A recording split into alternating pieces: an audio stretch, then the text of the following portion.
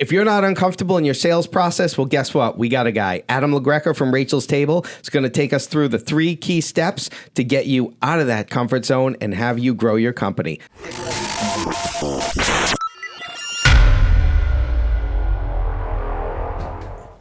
Hi, welcome back to Blunt Force Business. I'm Brian LaFauci. And I'm Patrick Marino. And today we have with us Adam Lagreca from Rachel's Table, and we are going to take you through some sales stuff and get you out of your comfort zone. So let's jump right in with our Blunt Force facts for today. Ready? I'm ready. Awesome. Cool. Blunt Force fact number 1 is be uncomfortable. Yeah, it's easy when you're creating a relationship to get on, the first name basis or whatever it is. But if you want to bring in new customers, you're going to be meeting new people. And part of that is that initial breaking the ice part, which is the hardest part, right? So you're not going to get anywhere if you never go through that process. You got to find that discomfort for growth. Awesome. Blunt Force fact number 2 today is a famous Wayne Gretzky little quote, which is you miss 100% of the shots you don't take. We can get to the point where we're constantly discussing what we do and what we want to accomplish together. But if you never actually ask for the sale, you ain't going to get it. You ain't getting it.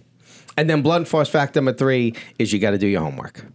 Yeah, I mean, like the easiest way to make a sale is to find out what your potential prospects' number one pain point is and address it. And if you don't know anything about that person or what they do or what they're trying to accomplish, you ain't going to find it. So you got to do your homework and figure it out ahead of time. Awesome. So we got the sales king of New England with us today. Abe Froman, the sausage king of Chicago. I guess we're Italians, though. We're not Polish. Yeah, right. The Italian sales king of New England. We got a guy.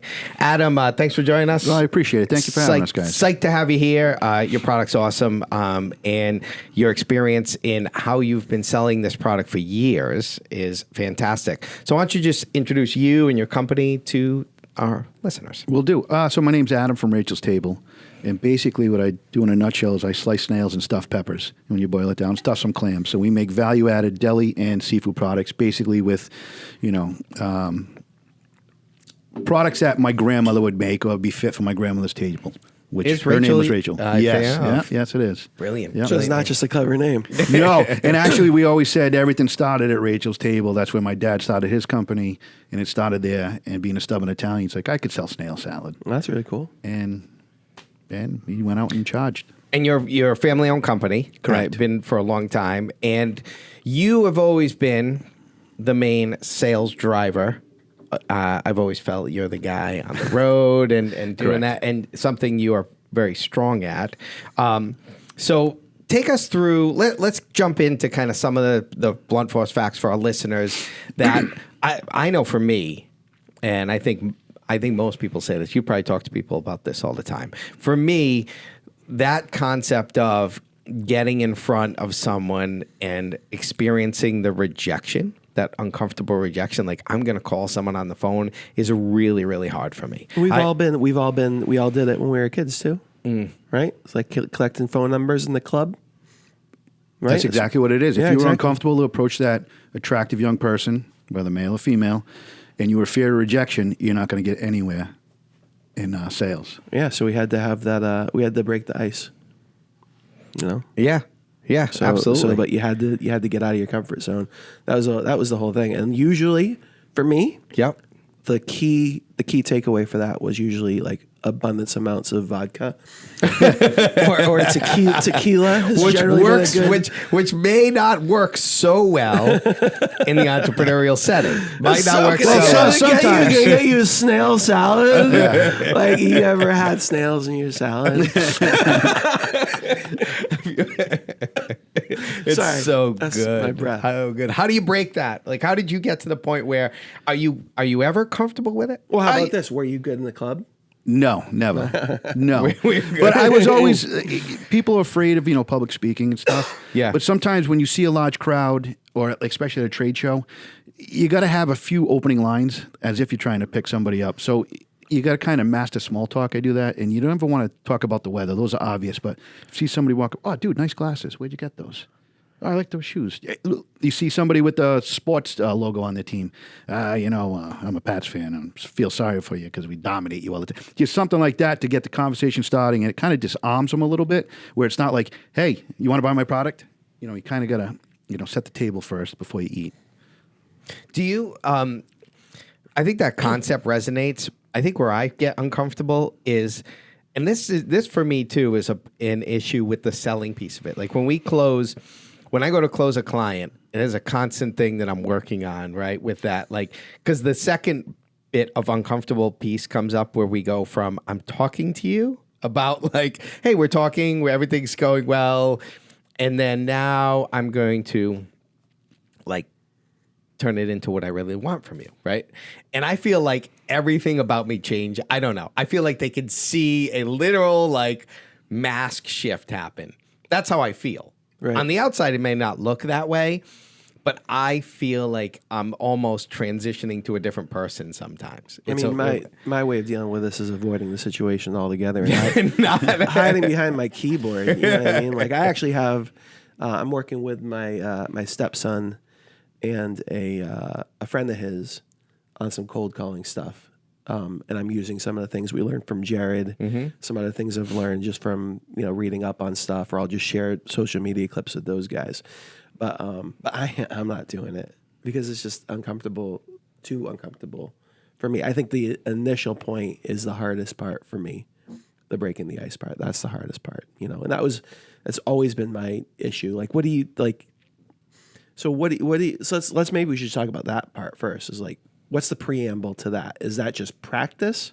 Is it worrying about starving and not having enough money to feed the family? Like, what's the preamble to the open, I guess? So the preamble is you need kind of an opening statement. Yeah. Okay. And something like I've been using lately is when you make a cold call and be like, hey, this is Adam from Rachel's Table. I'd love to talk to you about this, blah, blah, blah. And you usually get a gatekeeper. And be like, oh, and you always write down their name, whether it's Melissa or Steve or whatever. Hey, Steve, I'm looking for the person who, does the purchasing on this certain item.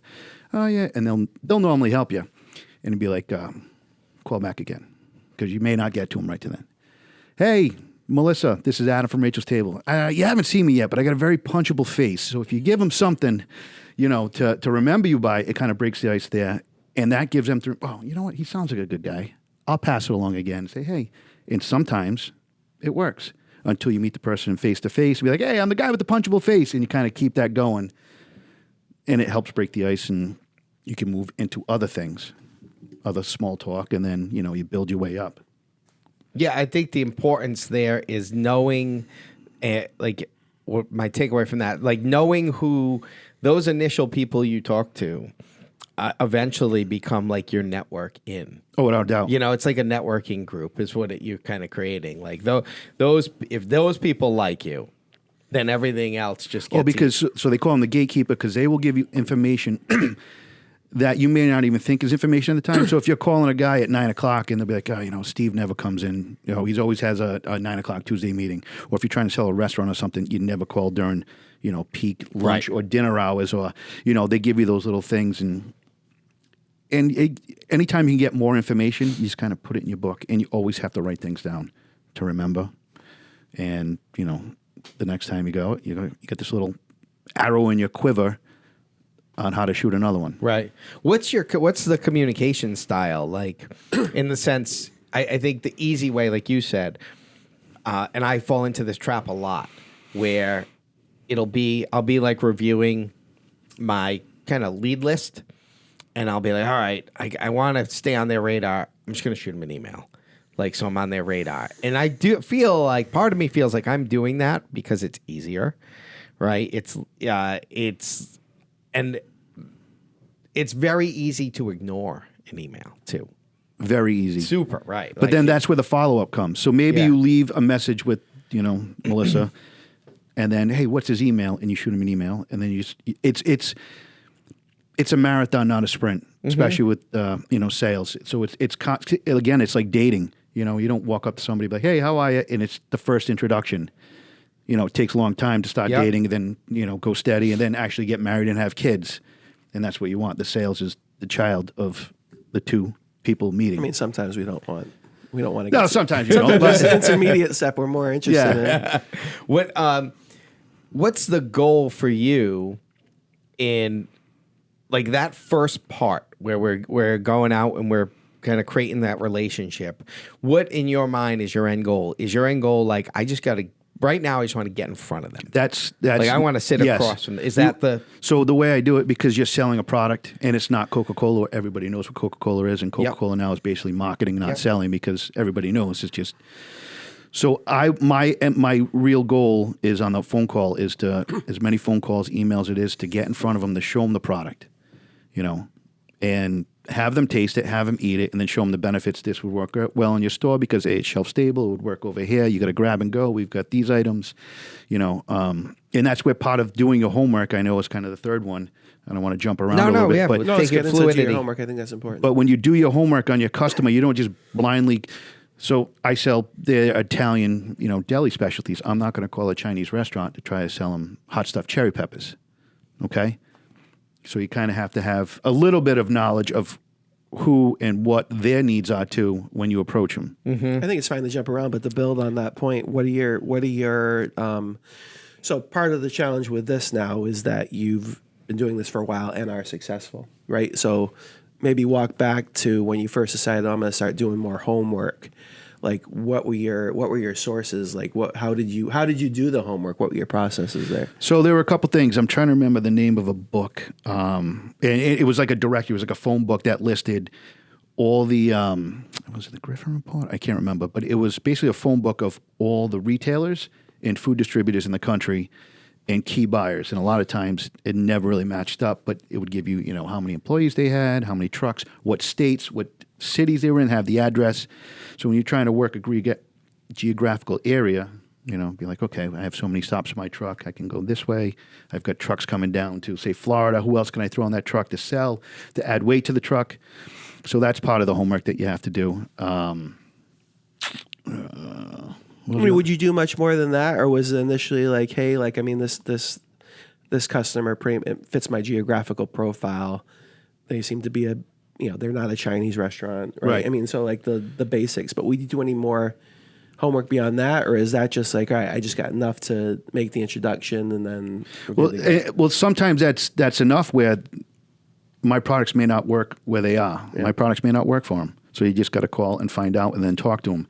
But a lot of times, just by traveling, you see trucks, you go into different restaurants, or I'm a little focused on the markets, especially grocery markets, where just walk in.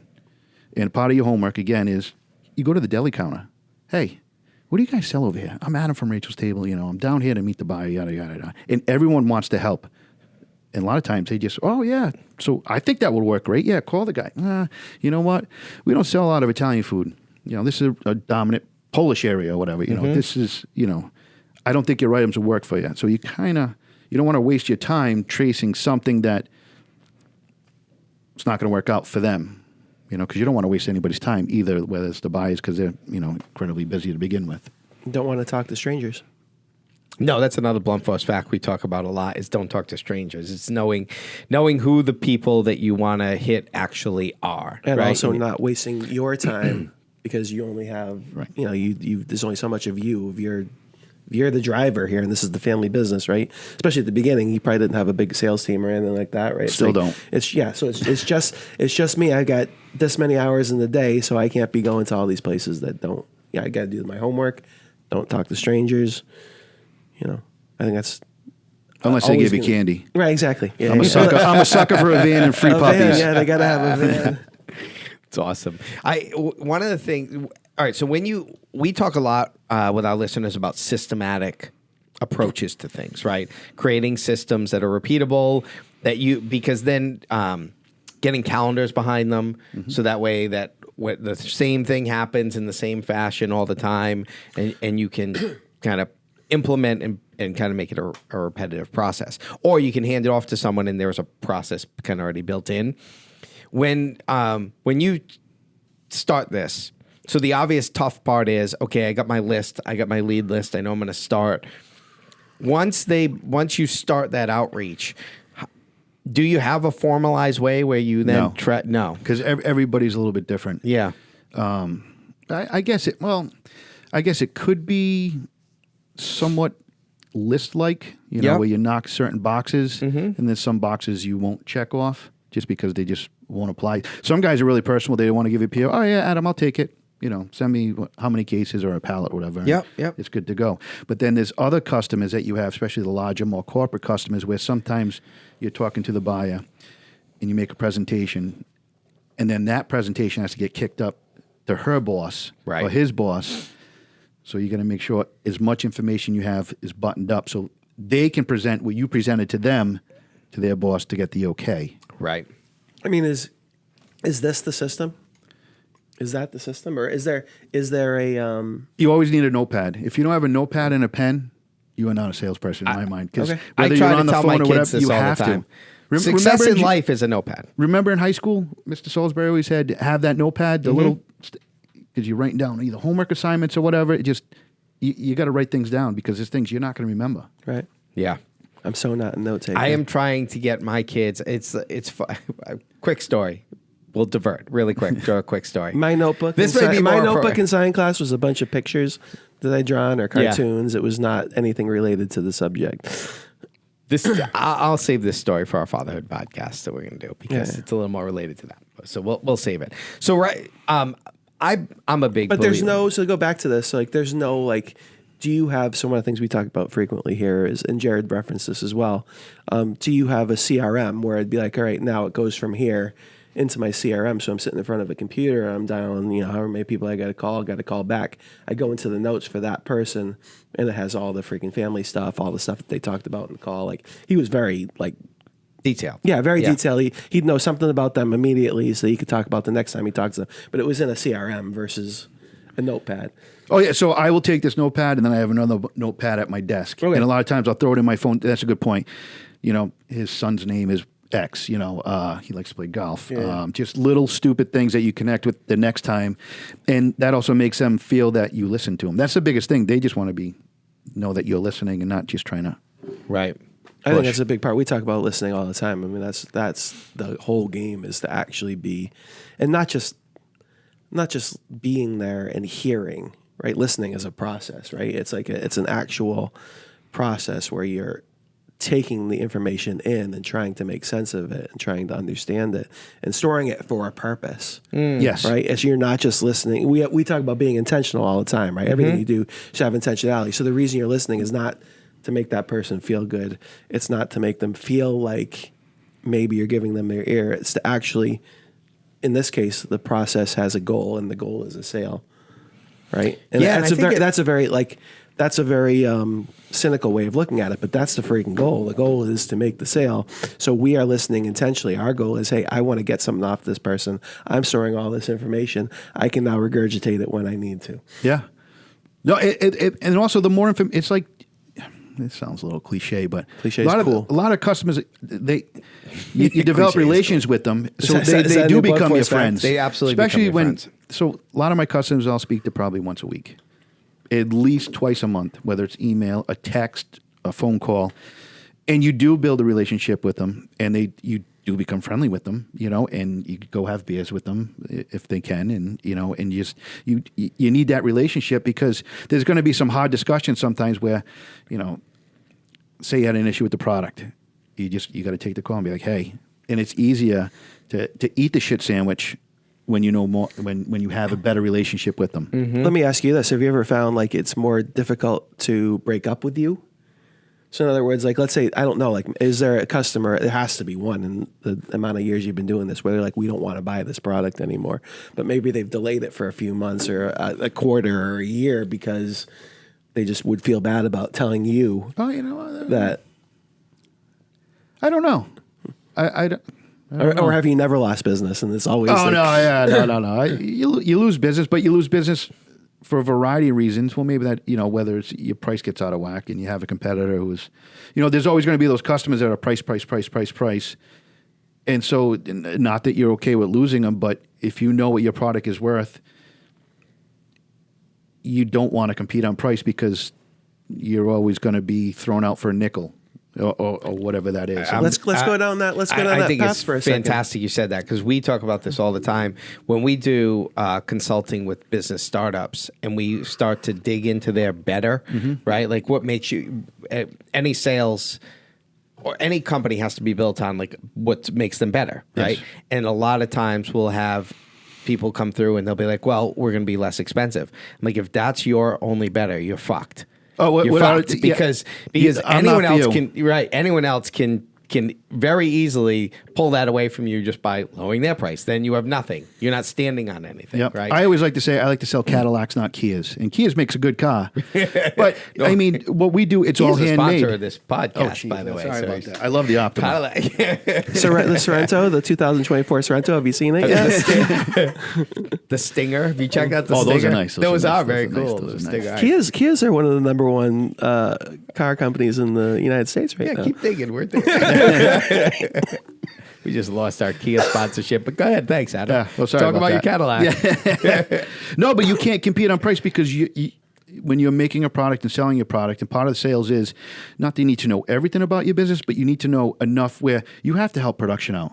You have to kind of know what the costs are and what your overhead. So, I mean, there is some leeway. Be like, okay, I know I got a couple bucks here, where you kind of stash it going in, knowing they're going to want marketing fees or case allowances or whatever it is. And that goes back to homework. Everything goes back to homework. Right. So you really got to know your business. Yeah. You got to know your margins.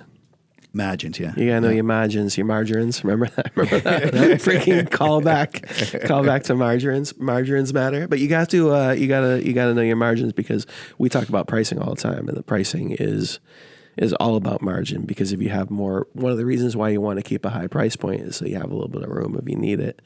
But it doesn't sound like you're really competing on price very often, anyway. Well, sometimes, yeah. I mean, sometimes you are because. Is there like a Ferrari version of this? So like you're not the Kia, you're the Cadillac. Is there like a? Well, we had a Ferrari version that didn't sell. Oh, you had a Ferrari version. Or actually, we did sell a decent amount, but it was so labor intensive that we had to have. It messed up production because we'd spending all this time making a Ferrari. Mm-hmm. The margin was great, but the return wasn't as good as just streamlining production and pumping out the prosciutto and provolone.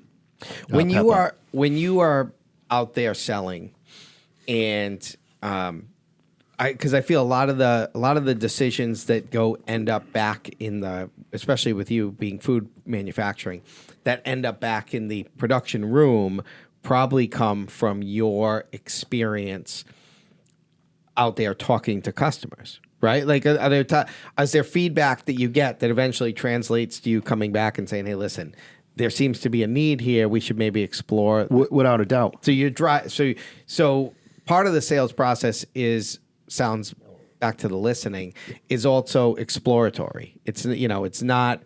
If I feel like if we approach a sales process as this is the thing and we're trying to fit it into your box. Charles Barkley. Then if we approach that differently, right?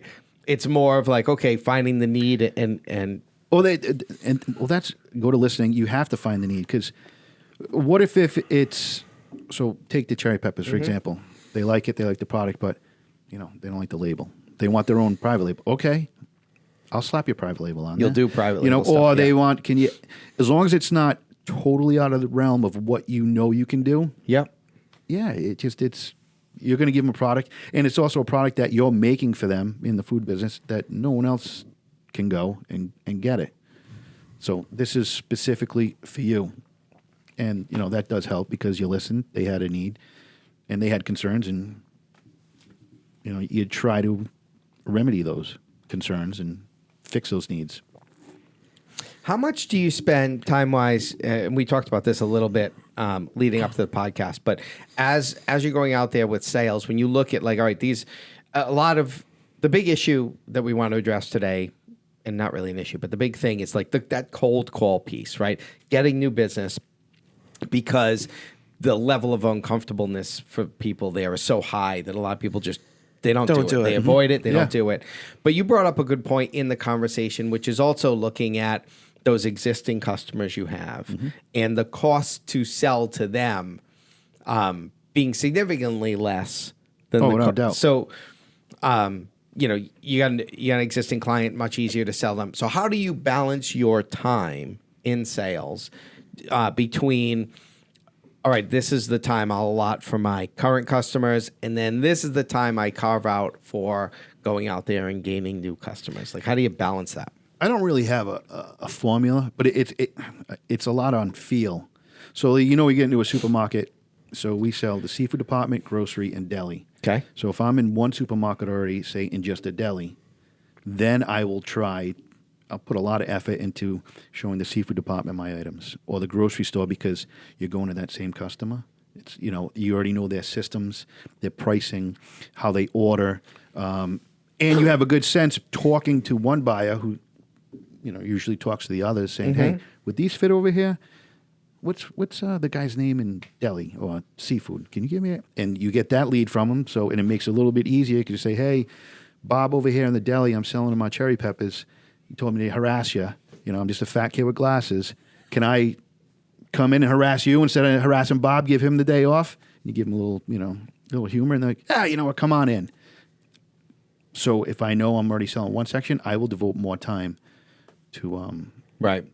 to my existing customers. Was that a natural shift that kind of happened as you grew as a company, where obviously when you start out, we're selling to all new customers because we don't have a lot of customers. And then as that shift happens, you naturally just, all right, I'm going to give most of my time to the people who are, I have POs with. And then I'll backfill the rest with this kind of lead list of. I wouldn't say I wouldn't give most of my time, but I mean, you're always exploring new customers. Yeah. Because a lot of times customers get purchased and things change, and there's they may not need your product anymore and may go with someone else. But you always it's a balance, because again, you don't want, you got to look at like the 80-20 rule. You don't want to have 80% of your sales in 20. You're right. Because what if they go out of business? We may not have talked about the 80-20 rule. Yeah, but it's one of those things you got to look at. So you want to diversify. So one thing what we did when we first started, right? We had a seafood pot. Yep. We have a deli pot, and then we have our marinades and salad dressing. So we kind of have 3 buckets of revenue that we can draw from, where if we lose a customer over here, we still have these 3 different sections. And knowing your industry, especially in the seafood, if you don't have the resource, or or there's a drought in Turkey or in America where you're getting the peppers, you can't just say, hey, you can't make more peppers, so you have to have other areas to go push more product. So I don't even, it's like it's a forever moving roller coaster on where you need to go. And part of sales is also being a team player and saying, oh man, looking down the road, we're going to be out of peppers this time.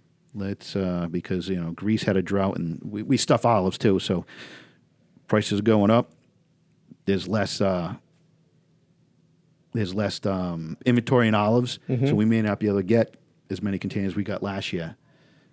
So we got to move the sales attention into peppers, whatever we do with our salads. Right. So you kind of got to be malleable. You ever get to the point where where you had or were selling a customer and scaled back in order? One of the things that I always fear as a business owner is when I look at my revenue streams, is that there'll be a client that is absorbing such a high percentage of our revenue that if I was to lose that one client, that we would be in trouble, right? So, which is the situation I found myself in last year. I mean, you had a massive client, and and so I'm always like nervous. I'm always excited but nervous because I know it's going to take a lot of time. Do you ever limit what you will sell to a customer just to be able to balance that? Because you only have so much product. No, I would never limit it, but I would also in the back of my mind know, okay, this company X is a decent amount of my sales and my attention, so I have to grow other places just to offset that. Yeah.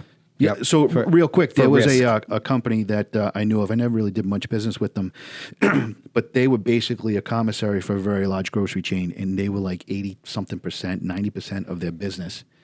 That grocery chain got bought out by another company. They're like, oh yeah, we're getting our own commissary. Right. They're out of business. Right. I think that's. Oh, go ahead. I was gonna say, like, I mean, like in my example, which is, I don't think dissimilar from that. I've had it happen to me a couple times. It's not. I think that for a sales professional or a small business owner, it's not so much that you did something wrong, right? It's that sometimes if you do such a good job, right, that company needed to be bought. They needed to be profitable. They need to be a good target for acquisition, right? Now they get bought. Now they're going to bring in their own people. Right, exactly. Yeah. Their own people and their own existing relationships. It has nothing to do with how good you did. In fact, maybe like how well I did actually, got them to the point where they were so profitable and such an attractive acquisition, right? But I think that's really important to me, is like that balance, because I've been in at least 2 situations. I've only been really doing this for 4 years, where it's been that roller coaster where it's like I take on the big item, and now that leaves me less time for the prospecting, right? And it's like that's yeah, and you can get buried. That it also goes back to be uncomfortable. Like I love watching Shark Tank, right? And Mr. Wonderful will be like, I can get into Costco, and this company's doing a couple $100,000. You do not want to go after a whale like that if you haven't caught a couple guppies and bluefish first, because they will crush you. Because just their demands, I mean, their fee schedule, you will get crushed. We had a client that we had worked with, and she had this really, really cool, unique small business, and Home Goods approached her, and she jumped at the contract, and it almost bankrupt her because she couldn't keep up with the right. And then, like you said, like the way they pay out, and their demand was so high, so the front end cost gets blown out because you got to produce so much before you get anything back. And if you don't read the vendor agreement, which I learned the hard way years ago. I thought I was the cock of the walk when I came in, had a huge PO. I was like, this is awesome, flexing my muscles. First invoice comes in. It was a very large invoice, but there was also very large deductions because I didn't read the vendors. I thought it was the agreement, and I had to tell them we can't do business anymore. Yeah, I think that the more aggressive retailers, right? Walmart. Yeah, like my father actually works in the value added food industry, where he's selling to like Publix, and like he sells seafood, value added seafood. Like he freaking hates Walmart. Not that he does a lot of business with Walmart, but basically Walmart, once they have you, they're just going to freaking pummel you, and they're going to keep because you're not Coca-Cola, where you don't have a team of actuarial mathematicians saying if I put it on sale at X, I know it'll do so much. No, it's not good. It's not good. Well, I mean, they're good if you're already established and ready to roll. If you have the ability to do volume, then those small margins add up to big profits, right? If you don't have the ability to do the volume, then the lowering margins just cut into your actual ability to make any money. And the other problem, too, is like I've been to Walmart, I've been to Bentonville, and you're just like in it's like a booth. There is no personality. I call them spreadsheet buyers. There's no amount of relationship that you can get with them because they're there for like a year and a half, 2 years, and then they cycle out. So it's what's your price, what's your product, what you can do. Boom. I don't like that. That's not what I want to do, because you want to have that connection when something goes wrong, or to pump more stuff into them. Right. Goes back to doing the homework and figuring out who's my ideal customer versus like who's just my big customer. Yep. Right. Yep. And maybe we should, maybe now that we've been talking for a little bit, the one thing we really haven't addressed yet is the final step, right? Which is the whole reason we're here, which is to make the sale. Like how far along? So you've broken the ice. You've started this. You've done the homework. You've broken the ice. You've started this conversation. You're starting to introduce the product. You're starting to introduce you've addressed some of their key needs. Mm-hmm. At what point do you ask them, here, I actually need you to, when can I ship this? How can I get this to you? Or what language is it, and at what point? It's all different, but I mean, you'll get the feel once having a conversation with them when you're meeting a person. Be like, so you're going to can I ship you a pallet? When do you want your first order? Just little things like that. A lot of times, because you'll meet some people and they'll just yes you to death. Mm-hmm. And that's why you want that yes or no. And sometimes a no isn't a no. It's just, I'm not ready right now. Okay, so not this week. Can I ship you next week? Okay, so when do you think this can happen? Is it because you have a review coming up and it's really in September and right now it's March? But you have to ask for the sale. Because that way, that also gives you, by doing your homework, by asking for the sale, when is the appropriate time to try to close it or not close it at all because they're not going to be a customer and for whatever reason. How do you, there was a couple of things that came up in my head while I was listening to that. One was, how do you handle no? I cry. Or do you never get no? No, I cry. No, well, it all depends what the no is for. Right. Sometimes they may tell you your price is too high, I can't do it. And knowing I can't go below X on this product, okay, nice to meet you. Because some people just want to lowball you, and that's it. But sometimes you say no, be like, just ask. Well, Art Richardson, he was a teacher at Bryant that I had. He had a class called Personal Selling, which was the best class I've ever taken in my life. And he was selling Richco tools, I believe it was. So he was kind of like a traveling salesman selling tools. And a lot of times, the no, he'd be like, what would he say? He's like, I'm drawing a blank on what he would say. But you'd be like, you'd walk out you'd walk out the door, and you'd be like, you know what, can I ask you a question? You know, and the way I always frame it, I'm not a smart guy. Can I ask you a question? You sit back down and be like, what could I have done differently?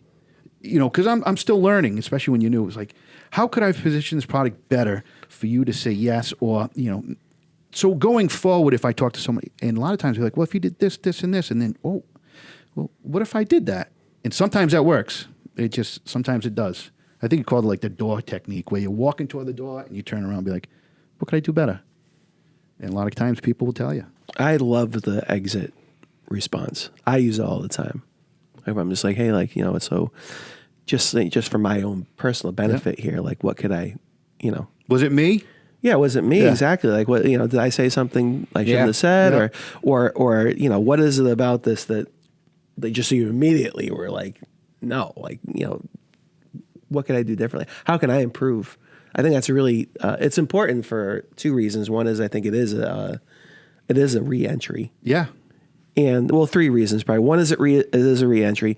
Two is it's a good stepping off point for the follow-up in the future. Because you'd be like, all right, I'm coming in now. Remember when you said that's it. That's why I always say it's a marathon, not a sprint. Because some people, I've been trying to sell for the last 3 years, and it's that dating. Like, okay, now we're holding hands. He's giving me a little more attention. Maybe it's not right. So it's that constant, you know, just in front of him. There was a little bit of advice. I always bring it back to Seinfeld because I watch Seinfeld like every single freaking day of my life. Like leaving on a high. So like if you say something that works, sometimes you get back out and say, like, hey, like I'm going to come back to you. Yeah. You know, nice meeting you. I'm going to come back to you. And you don't talk to them for a little bit. Then they chase you, you know, or then you come back around and you say, okay, hey, like, you know, I got my product. You're ready to buy. You know what I mean? So it's like if you say something that works rather than sticking around too long, you're like, hey, like, you know, I'll come back to you when you're ready to order, you know, and then they order right away. You know what I mean? Like that kind of thing. Yeah, there's all little tweaks. It's always about feel. Because you never know. This guy could just be having a bad day, and you don't really want to keep pushing. But sometimes you got to push. Right. You got to know when to ask, but you also got to know when to walk away and be like, you know, we've been having this conversation for a long time. I'm not getting anywhere right now. We're just wasting each other's time. Like, you know, if you're not going to buy, I'll come back. You know what I mean? Like, it sounds like you're not ready for this. Yeah, you know, come back. Yeah. Or they may already have an existing product they're using. Right. So one thing I like to say is like, hey, you know, I don't need the whole pie. But sometimes in our line of business, you need two suppliers, whether it be certain things, because, like I said, there could be droughts and, you know, just shitty crops or you know, the resource is terrible on some of the seafood. You should think about having a second supply. I don't need the whole pie. And then once I get my foot in the door, I just kind of weasel in, slip in, and just keep asking. Just keep asking. You know what I do sometimes that I think is more than likely I shouldn't do this, but I will I will give them the out in my question. Like I'll say something along the lines of, "Hey, listen, I know we haven't talked to you in a little bit. Sent you a couple emails. Want to just looking to follow up on that and see if we could move forward." Or whatever I say, and then I'll say, if it's not a good time right now, like I'll give the out. No, like, I know. Never give the out. I know. I've had there was, and I have to talk myself through that ahead of time. Be like, don't, because that's part of being uncomfortable. Because Yeah. that's a comfort. That's it's like, okay, I can't. Just say it and shut up. Say it. Or you not. So you'd be like, hey, I'm going to be in your area on Tuesday. Yep. I do that a lot.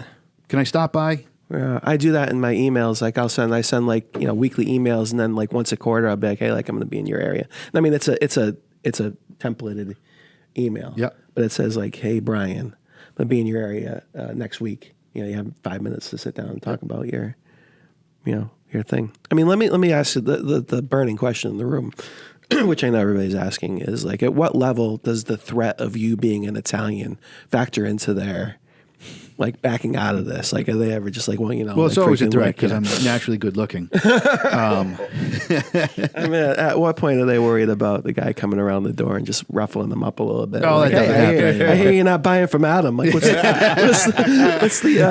can we do to convince you to make this purchase and stock our now. stuffed olives?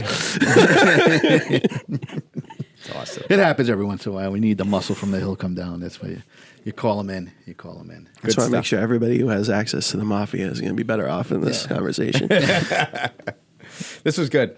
This was fantastic. Product, Rachel's Table.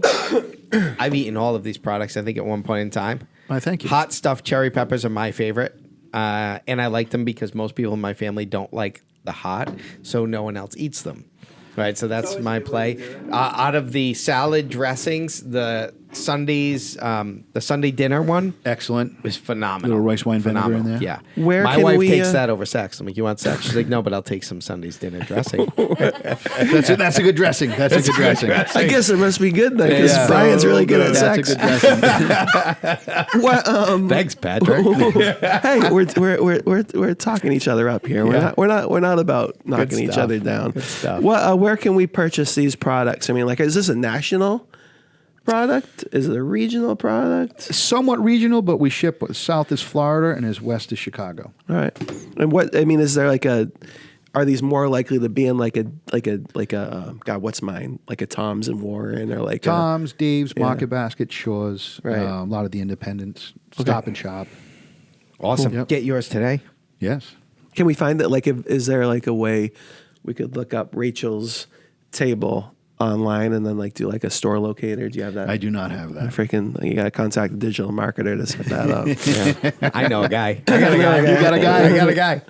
Good stuff. 3 blunt force facts for selling today. Blunt force fact number 1, be uncomfortable. Blunt force fact number 2, you miss 100% of the shots you don't take. And blunt force fact number 3, always do your homework. Adam, this was a great conversation. Thank you, guys. I appreciate thanks, it. man. Thanks with for us. having me. I'm Brian LaFauci. Patrick Marino. Until Adam next time. Lagreca. Thank you. Had to slip it in there.